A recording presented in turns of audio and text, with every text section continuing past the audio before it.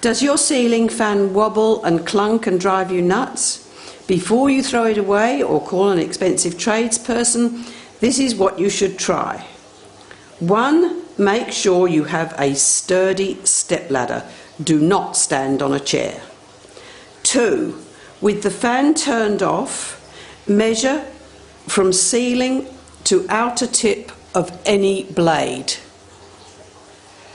Then rotate by hand to all of the other blades. They should all measure the same distance from the ceiling.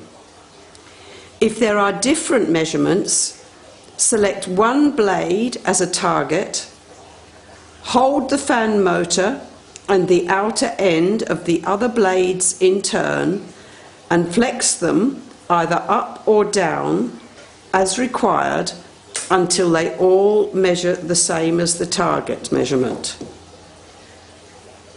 Turn on the fan and check the improvement.